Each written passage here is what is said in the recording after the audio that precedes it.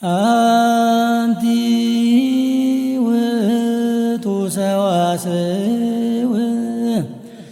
ዘርየ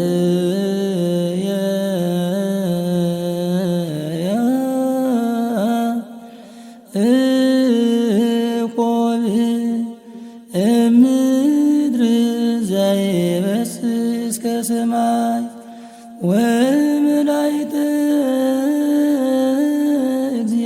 እግዚአብሔር የዐርጉ ወይወርዱ ውስቴታ ሰአሊ ለነ ቅድስት።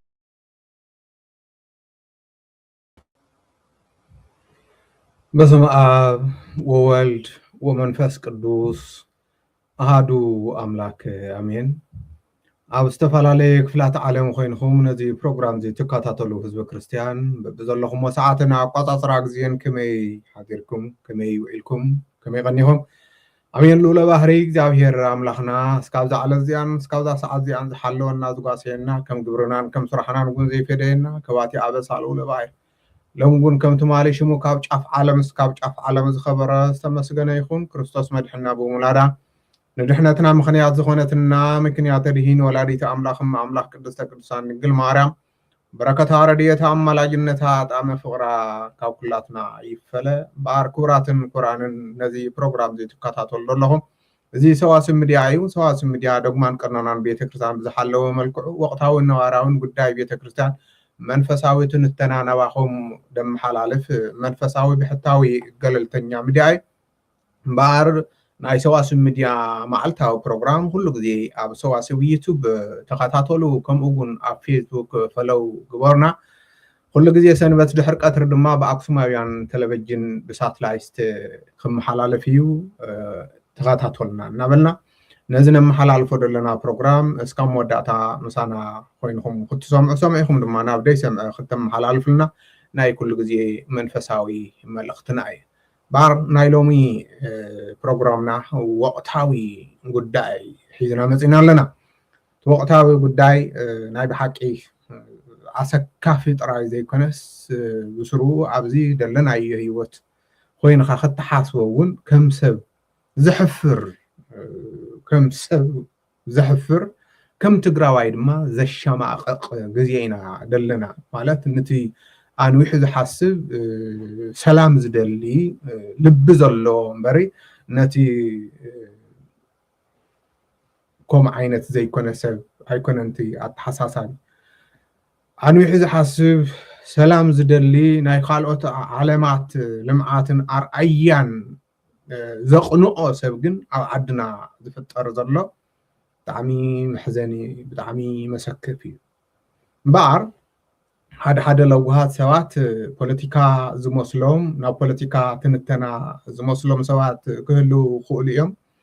ፖለቲካ ማለት እንታይ እዩ ንድብል ግንዛቤ በዘይ ምግባር ይምበሪ ብክፍኣት ኣይመስለንን ብይውህና ወይ በዘይ ምፍላጥ እዩ። እና መንፈሳውያን ሚድያ ኢና ንትንትኖ እውን መንፈሳዊ እዩ። ሂወት መንፈሳውያን ክርስቲያን ኣሕዋትና ኣዴታትና ደቅና ኣቦታትና ኣያታትና ስለዘተሓሳስበና ኣብ ሻቅሎት ኣትዩ ስለዘሎ እቲ ዝፈራሕናዮ ቀሪቡ ስለዘሎ ኣብ ኣፍ ሕማቅ ነገራት ኮይኑ ንሪኦ ስለደለና ዘሕለፍናዮ 2-3 ዓመት ናይ ፅንተት ግዜ ምስ ህዝብና ኣብ ዘይንራኸበሉ ብስልክ እኳ ድምፆም ኣብ ዘይንሰምዐሉ ኣብ ሰቆቃውን ኣብ ሓዘንን ኣብ ሽግርን ልብና ተሰይሩ ዲያስፖራ እናበኸና ዓለም ስምዕና ኢልና ፈቃዶ ጎደና ገርገር እናበልናሉ ድነበርናሉ ግዜ ሎሚ ሳብ ቅዕዩ እንኳን ኣብ ግዜና ኣብ ግዜወ ደቅና እውን ከምዚ ኣይፍፀምን ዝኸውን ኢልና ተስፋ ዝገበርናሉ እንደገና ገና ቆስልና ከይደረቀ ደምና ከይነቐፀ ብዓይንና እዚ ክፍጠር ከሎ ካብዚ ብላዕሊ ኣብ ሂወትካ ዘተሓሳስብ ዘሕዝንን ነገር የለን። እምበኣር እዚ ዋና ዘተሓሳስቦ ድማ ክልተ ተጋሩ ክልተ ኣሕዋት ከምዚ ክኸውን ከሎ ይቀድሚ ከዚ እውን ከም ሰዋስው ሚድያ እውን እናሰራሕናሉ መፂና ኢና ብመንፈሳዊ ዓይኒ ግደፉ እዚ ጉዳይ እናበልና ኢና። በኣር ሎሚ ብመንፈሳዊ ክንሪኦ ከለና ብፅሒት መንፈሳውያን ኣቦታት እቲ عوي تكال ناي تقرأ بيت كريستيان تمرح دلو منبر سلامة زملكتنا نواخم قون نمز الحاسبات تصحفنا لهم تخوينا ما بوتات سوئلهم منبر سلامة انتاي بلا الله تقولوا بزحاتي خاتهم قال يخم قون كم قلد أمسيل خاتهم من الباس سوق زوالوس نتم ناي بوليتيكا مجلس ده يصبوا يلو نتاتهم مسوط اليوم نساتهم خوط ده اليوم الكاتهم كم قلد مسيل كاتهم كم حرق عن ونستمل تصحف زوات قون هاد تقلل بدولجن ناي منبر سلامة أبوتات ناي بيتكنت مرحتي انتاي خو قورو اللوهم ترى زي كونس تابي تكرسان تقراي عبزي انقص عاز انتاي تقبر اللو عند دوينا حدنا قنمس هذا انتاي يا مخ تقبر تقولوا تخوليكم انتاي خم تقبر خنقركم يعني مو ندحل اتي انا زوكم متحساسه ويدما جايد لاين انتاي خم دمسل دما خطر وي خاتكم تايو اغاطيمو خينبل كلنا رينا يلنا لومي انكان دو باداباي تغبره اب غزا خاص تغبره ون እግዚአብሔር ይምሐር ማህበራዊ ሚዲያ ይደሎ ሁሉ ነገር ስለዚህ ፈላሲዩ ሐራሲዩ ተኳሲዩ ቀዳሲዩ ሁሉ አብ ማህበራዊ ሚዲያ ስለዚህ ግልጽ ይደሎ ማለት ግልጽ ይደሎ ስለዚህ ብዙህ ዘይተዋዓውዕ ድመስል ግን ድመጸና ደሎ ሓበሬታ تخصهم تجمرة ولا بوقعوي أي النجار تخصي تجمرس درو أو كبر نجارات وتحس هي وتسوي خمسة قط أفايو بس حنا دول نزد ما بخلت تجارو أنا هاتو نايتم حدا إلنا بزكم منفساويان ميديا عين تقص لما عالتي كاوت مالي زنبر مفتاط لما عالتي أو وجرات سرعد وجرات بتي تقرنت ويدما ناي خلت حوات استل على تخزي حدث وميتو أو قدوس جيرجس جرامبرم قون كامالتيو خمس تقبرة حبريت هلن ስለዚህ ሓደ ሰባት ካበየና ይወገኒ ካብ ገነ ትውሉ ሰባት ትሁሉ ይኹንኩም እንዲያም ደስ ይልኩም ዜና ዓወት ተጾጾውን አይትጠፉን እቲ ሓደ ደፊኡ ደስ ድውለኩም እቲ ሓደ ሃዲሙ ባህ ዝውለኩም እውን አይሰአንን ኣነ ግን ዝባህ ይብለኒ እቲ ሓደ ቀቲልዎ ዜና ዓወት ዘይኮነስ ዜና ሞት እዩ ከም ተጋሩ ንሕሰቦ እዚ ግዜ እዚ ይሓልፍ እዩ إذن قورة دلنا لهم ممكن زي حل فيه سلازم حتصيروا بتحدن تحدى قتيل والله تحدى قتيل والله أو فيشنا مسعاب زجمرة أو ححلو وصيح الله كم تدوس حنا حواريتها ححلو زبها الفلي بوتا توقعوا أب جيرجس جرامبرم زبها البوتا لما قلت قالت عربي كم تقبر حواريتها إذا بدعمي مدنقطي كم تقارو كم حدا حبرة تسوخت حاسو خلخا بدعمي محزني تمالي نسأل بحدا خوينكم تمكتو زنوركم لما قلت إن نبعلكم خانزو مخان مرعي بدعمي محزني بدعمي قالاتو بني يولو النازم عليه سلازي بخمس عينة ندحل كوين عوت زمص بخمس عينة ندحل كوينو زينا عوت زوج اتحاد ودو قتالي اتحاد ودو مواتي ابوخ سمع خلق ادون تحاد بتحاد تسليف تحاد تسليفو نتحاد قتيل تحاد ودانا قبرت زينا عوت دبحال ندحل كوينو ازي باي اتحساسو عوت ايكون طفاتي جن بقامنا نمخرنا ناقصتنا مصينا والحدا እንኳን انا اشت አገልገልቲ ይትረፍ ንማንም ዘይ ሰምዕ እዝኒ ይሁና ደሎ ኣብዚ ሎሚ ደለና ናይ በሐቂ ማዕዘኒ ሓንሳብ ስሩ መርገም ደለና ኮይኑ ትብል ናይ በሐቂ ሓደ ቋንቋ እናተዛረብኻ ዘይራዳዳ ኣብ ከምዚ እንደይ ኣብ ታሪክ ዝተማርኩም ንጎርና ኣብ ካለ ዓለም እንደሕልሃል ኮይኑ بتعمي يدقرب نا بزي بخالي معراب بقلون بزح خمدر لون فلطي ስለዚህ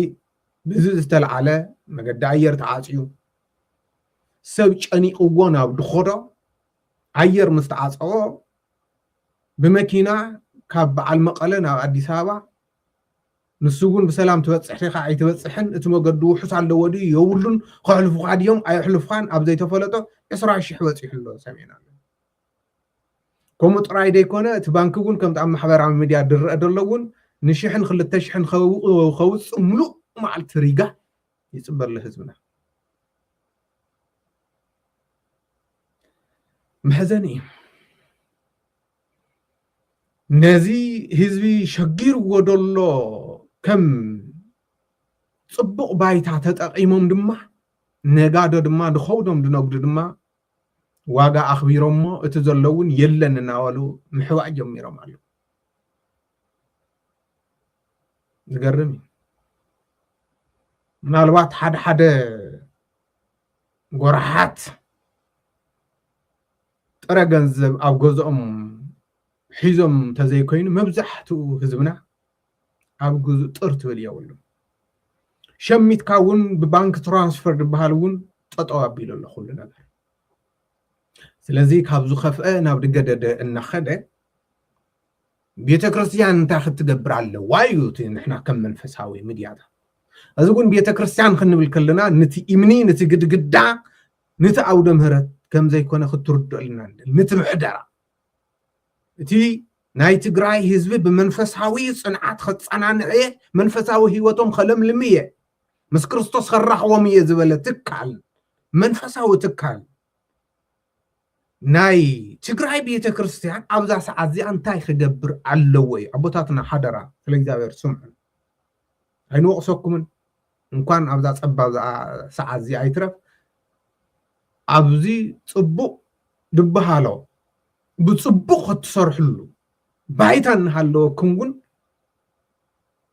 ምኽሪ ደኣ ንልግስ ነይርና እምበር ኣይወቐስናን ንማንም ኣይንወቅስን ከዚ እሞ ንዓኻትኩም እውን ከቢድ እዩ ንዓኻትኩም እውን ፀቢብ እዩ ናይ ባሕቂ ኣብዚ ሰዓት እዚኣ ሂወትካ ተድሕነሉ እዩ እምበር ከቢድ እዩ ንሳትኩም እውን ኣብ መፃዊ ከም ደኣተኹም ፍሉጥ እዩ መፃዊ ክንብል ከለና ናይ ኩናት ናይ ገለ ደይኮነስ መንፈሳዊ ኣቦ ኮይንካ ህዝቢ እናመራሕካ እሞ ድማ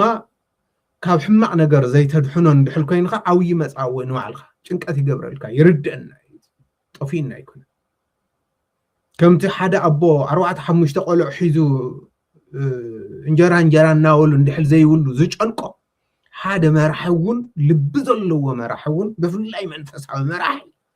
ህዝቡ ከምዚ ክጭነቕ ከሎ ከምቲ ጭነቕ ኣቦታትና ግምት ነእቲና ከምቶም ሓደ ሰባት እንታይ ኮይኖም ዝጭነቕ ኣይንብለካትኹም ከምቲ ጭነቑ ይርድአና ግን እቲ ጭንቀትኩም እንድሕል ፍረ ዘየፍሪ ኮይኑ ትርጉም የብሉ ስለዚ ናብ ኣክሽን ክትኣትው ኣለኩም እንታይ እቲ ኣክሽን ተልኩም ከምቲ ዓንተዎ ክሕብረኩም እየ ዝበልኩም ምናልባት ክትስሕቁ ትኽእሉ ኢኹም እቶም ናይ ብሓቂ ክትስሕቁ ዝደለኹም ሰባት ለባማት ዝኾንኩም ግን እዚ ጥበብ እዚ ተጠቐምሉ እንታይ ጥበብ ህዝቢ ጨኒቕዎ ኣሎ ህዝቢ ካሽ ስኢኑ ኣሎ ባንኪ እውን ተኸሊሉ እግዚአብሔር ይምሓረና ፅባሕ ንጎ እውን እንታይ ከም ዝፍጠር ኣይፍለጥን ብዙሕ ክዕፀቀል እዩ ስለዚ እዚ ህዝቢ እዚ እዚ ክርስቲያን እዚ ናይ ሕድሕድ ቤተ ክርስቲያን ኣባል እዩ ኣብ ኣባል እንተስ ወርሒ ዲ እንተስ ዓመት ዲ ንቤተ ክርስቲያን ኣባልነቱ ይኸፍል እዩ እቲ ናይ ተለቶን እቲ ናይ ምድዋይ ምጽዋት እቲ ናይ መጽዋዓ ከይፀብፀብና ማለት እቲ ኣባል ዝኸፈለኩም ቤተ ክርስቲያን ንቤተ ክርስቲያን ዝኸፍል ዝነበረ ከዚ ኣድሕንዎ ካብቲ ቤተ ክርስቲያን ምናልባት ቁጥሩ ኣይንፈልጥ ንመን መክንዕድሉ ንኸይትብሉ እቲ ኣባል ድብል ዘለኹም በሪ ኣባል ዘይኮነ ከይትዎ ኣይኮንኩን መልእኽተይ ስለዚ እቲ ኣብ ቤተ ክርስቲያን ዘሎ ገንዘብ ነዚ ህዝቢ ብፅሕሉ እሞ ገንዘብ ኣብ ቤተ ክርስቲያን ኣብ ባንክ ደኣሉ ደሎ ካበይ ነውፆ ትብሉ ትኽእሉ ኢኹም صبو يتأبانك دولو كم هزو خوصة سلا زي خيل يتأبانك زي اللي كوهاوي خالي هيوت خدحن خالي انت حاسيب كاتكم له نفلطينا ناي حانت سنبت مداية مصوات خندي خمد خون خندي خمد قصار ناي حانتي عمت بعال كبرة بعال مداية مصوات خندي خمد خون أبزوان وقون كاش خمز قمت اللي النقر يكون سلازي هزب النات أمية بيت كريستيانات مداية مصوات زمل علو كريستيانا وأكايدا أنا أي رد عنن ولك يتجنزب كو إجابير أي والعنكو مجلجلي نبيتو إيو مجزئي قدسان نواياتي سلازي إذا نجرزي عبوتاتنا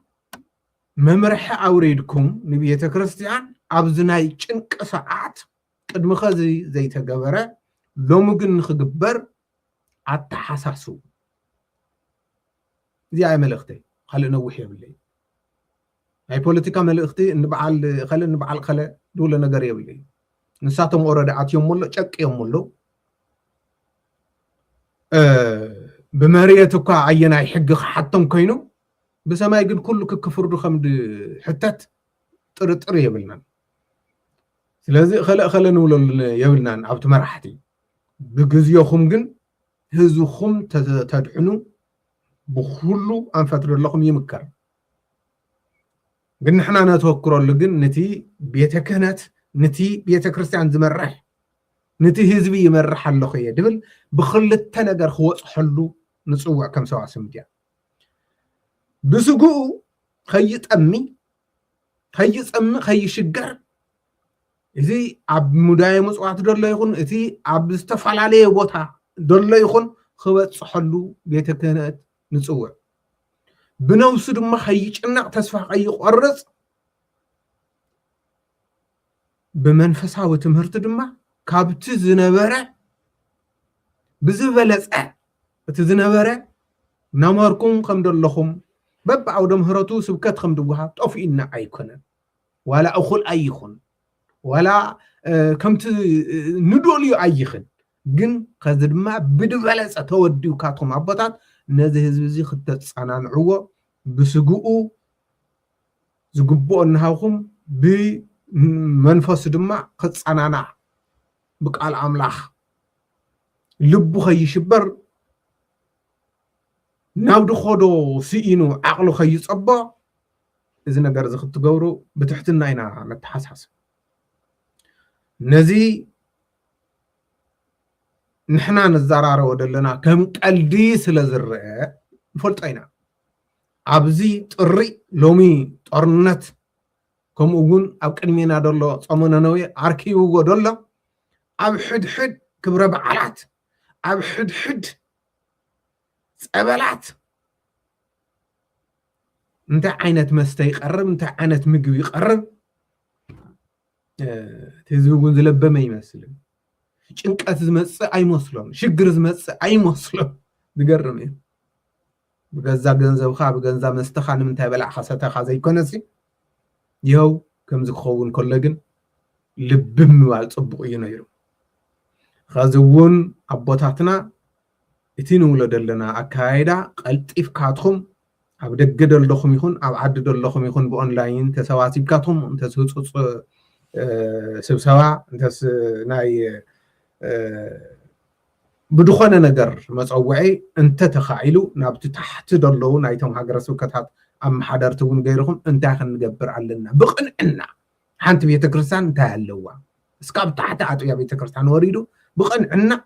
سؤال كان حوا أخذ يكونس أنا 100 شيء خلك أنا 10 شهيد لنا بيتكرساتنا كاش ليكونسي بقنعنا نهزمنا خندزي سلازي أولاد خنديهم بخمسة تدحني الكاتهم بدم بغيرهم توديكم لك كمتي يوسف مس فرعون تناويو هزبي جبس زدحنه كم غير خاتهم تدحنو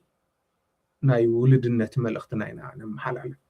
كابز بزلله او صلت برتو كلاتنا او صلتنا نبرت እግዚአብሔር ይምሐረና እግዚአብሔር يدحننا ناي بحقي أبزع عدمينا زيا سلست عبيتي كوينات رئينا لو مدما نابراو عين نندردر لنا محزني ناي درق حليفنا إتيو إرتران حليفنا إذا حلفة انتتنا كلتا سلست عامات حليفنا خذ دما ننو علخا محفرة بدبها الملكعو عب تارك سئلو تبعسا زخونة تارك زقدف تقراواي بزن تفاطيطو خطر خلخا تحادة تكيسو خودوقا خلا محزني سلازي عبوتاتنا إذن ولدلنا حتصير بروغرام نخد سمعنا بتحتنا عينا نتحساسب እግዚአብሔር አምላኽ ምሕረቱ ረድኤቱ ሰላሙ የወርደልና መዓቱ የቁረረልና የአኽለኩም ተሓለፈ ይብለና ዝነበረና ግዜ ኣብ ዝወዲና ኣለና ወስብሐት ለእግዚአብሔር ድሓን ሁኑ